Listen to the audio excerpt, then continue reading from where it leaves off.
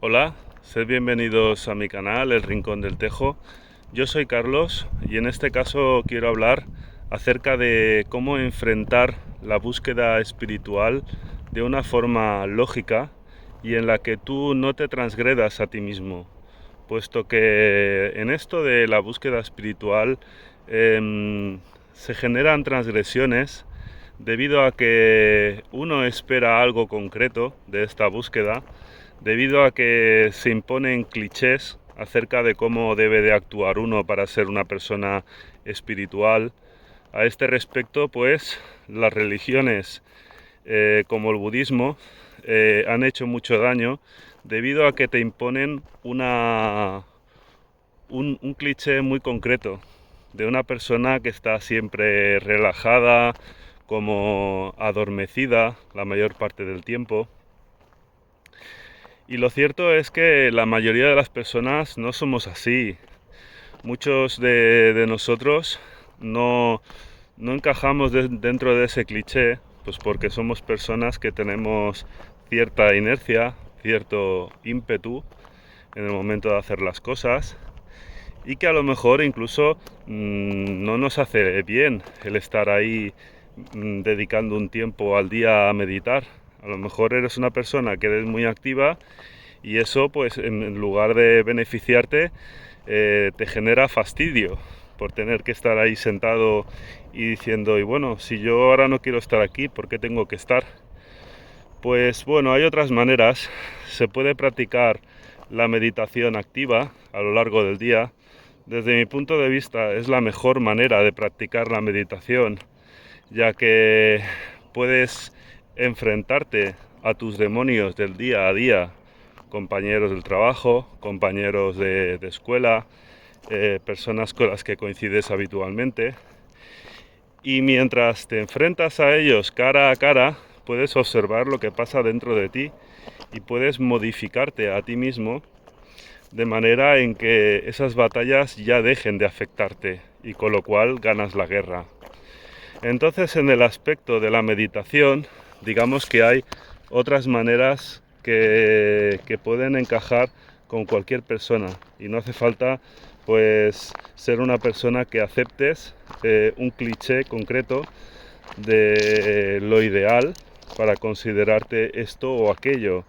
Al fin y al cabo, ningún iluminado alcanzó ese estado siguiendo a nadie.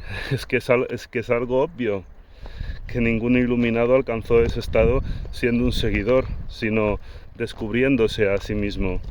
Entonces, en el momento en que tú sigues a otra persona que se aleja mucho de tu forma de ser, no vas a encontrarte, porque te estás transgrediendo.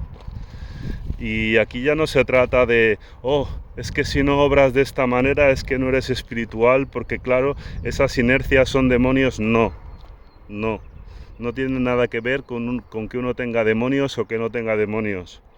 Una persona puede haber depurado todos sus demonios y sin embargo ser una persona enérgica, activa y que esa forma de religión pues no vaya con él. Al fin y al cabo, uno no puede negar su propia esencia. Otro problema bastante habitual es el tema de lo que digo yo siempre, del buenismo.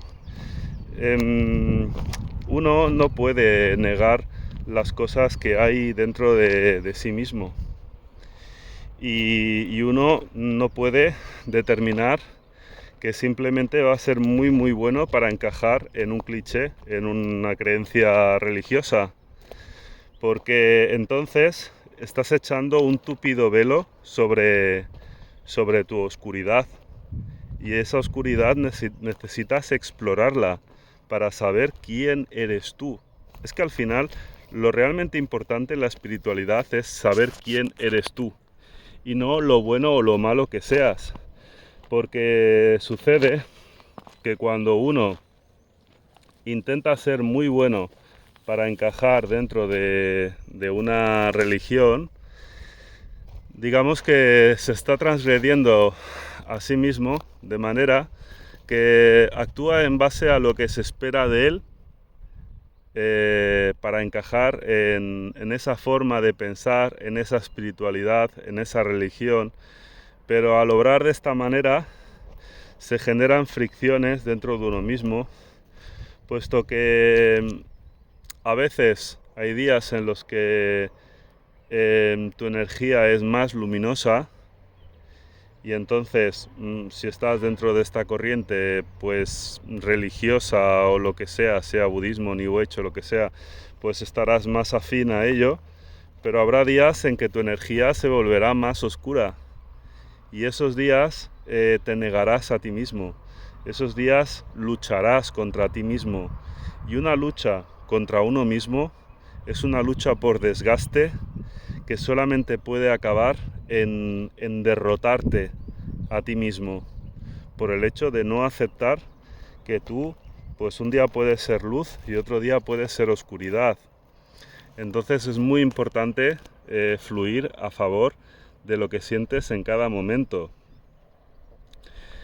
Más allá de todo esto, hay que tener en cuenta de que más que echar un túpido velo sobre ti mismo para encajar dentro de una religión, lo más importante es que lo que hay dentro de ti, sea esto materia que pueda ser transmutada, que pueda ser cambiada, o sea esto algo que te pertenece a ti y que por lo tanto tienes que aceptarlo, sea lo que sea, esto tiene que exteriorizarse, esto tiene que salir hacia afuera para que tú lo puedas observar, de manera que tú no intentes transgredirte a ti mismo, no intentes echar un túpido velo sobre tus malas reacciones, sobre tus pensamientos oscuros, sobre todo aquello feo que hay dentro de ti, y en lugar de echar ese velo,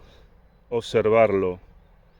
De manera que tú, dentro de unos límites saludables para poder convivir con otras personas, pues decidas reproducir esas actitudes que pueden ser consideradas oscuras para poder observarte.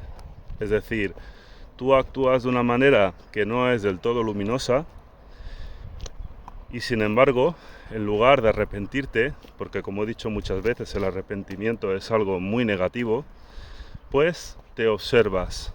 Observas tu actitud, observas todo aquello que se ha manifestado en ese momento de oscuridad, de manera que te fijas en la atmósfera que se ha generado mientras tú estabas manifestando esa oscuridad, observas cómo eso le ha podido afectar a otras personas, observas cómo eso te ha afectado a ti, observas las emociones que se han manifestado, observas las tensiones que se han manifestado y entonces, como digo, de forma contemplativa intentas entender lo que ha sucedido.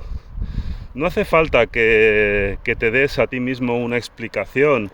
Al fin y al cabo, aquello que ha sucedido, si te brinda una respuesta, esta respuesta ha de venir del corazón.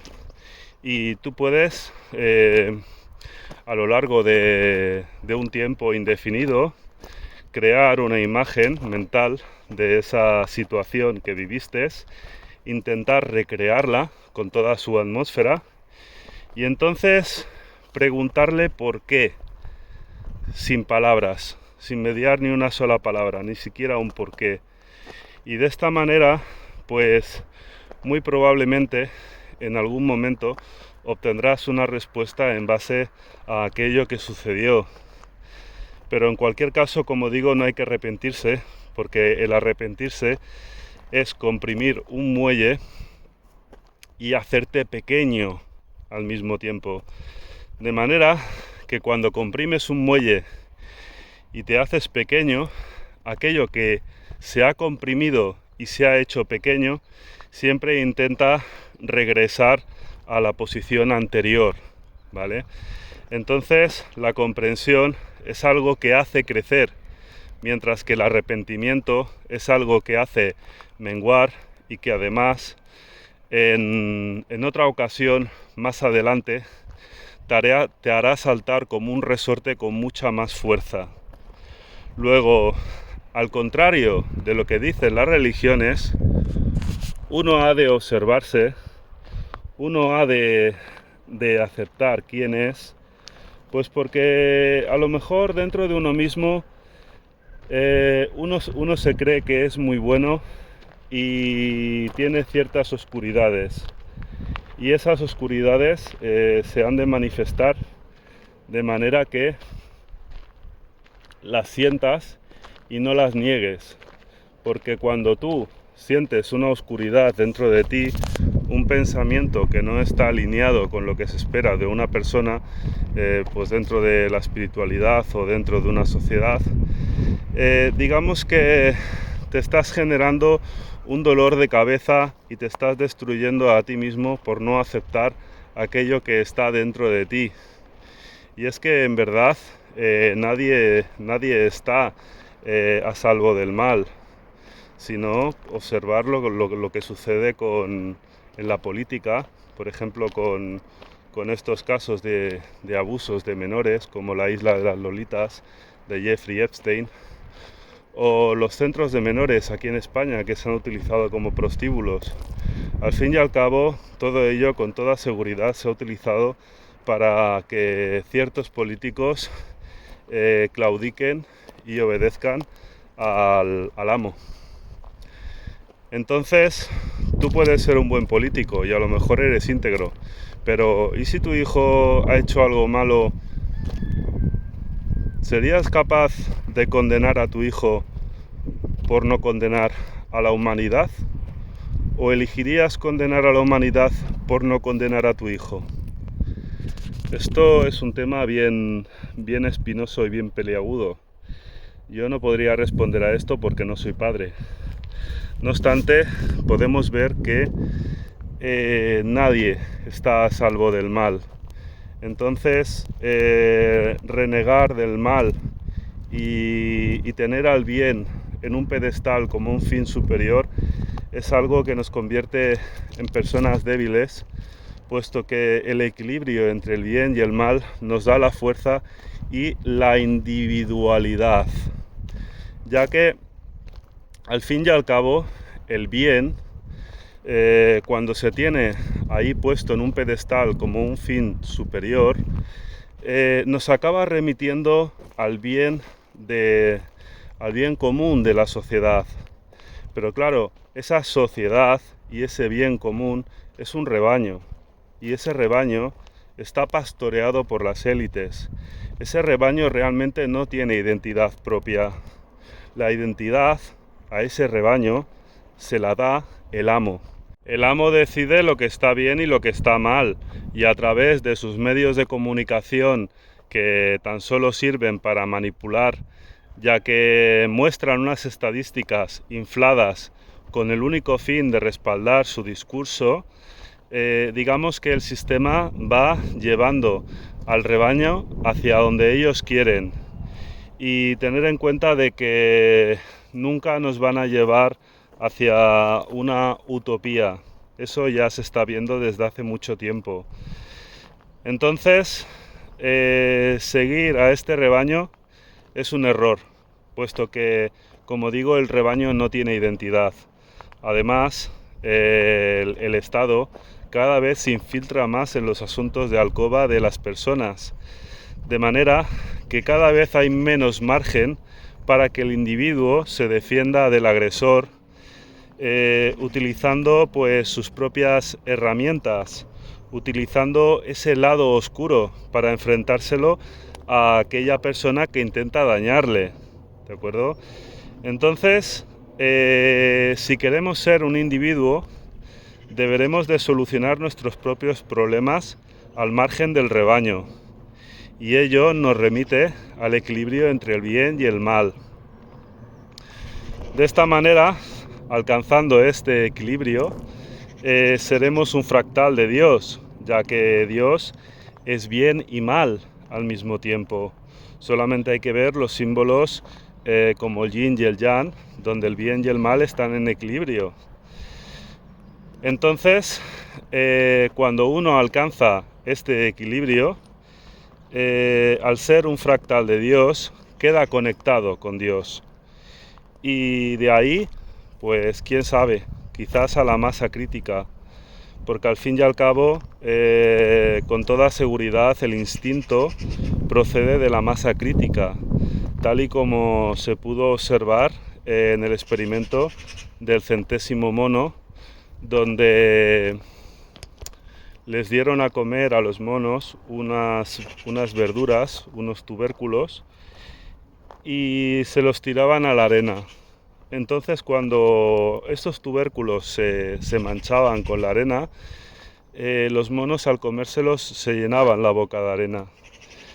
Entonces, los monos más jóvenes empezaron a lavar esos tubérculos en la playa, en el mar, y empezaron a enseñarle a los otros monos cómo lavarlos.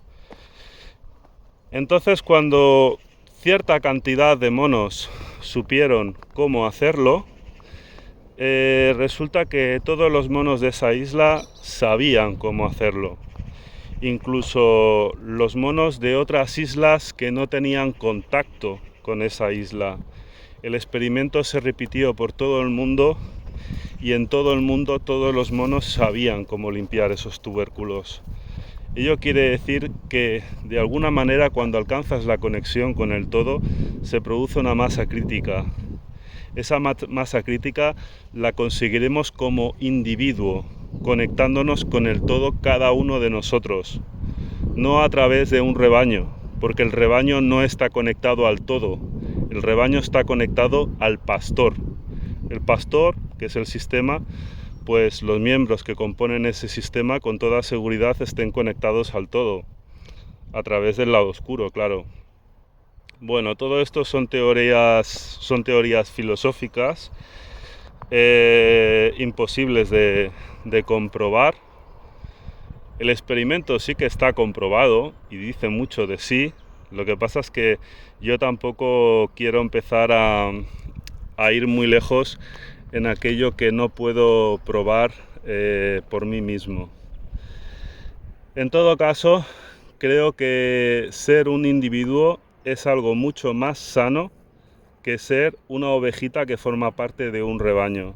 Entonces, pues os insto, si queréis, a que seáis individuos fuertes, que equilibréis el bien con el mal y no dejar que nadie os pastoree por un supuesto bien común, ya que el rebaño no tiene identidad. La identidad del rebaño se la proporciona el pastor y el pastor mira por sus propios intereses, no por los intereses del rebaño. Sin nada más que decir, compartir este vídeo si creéis que le puede servir a otras personas, darle un like y comentar a ver qué os ha parecido. Un abrazo y mucha salud. Hasta la próxima.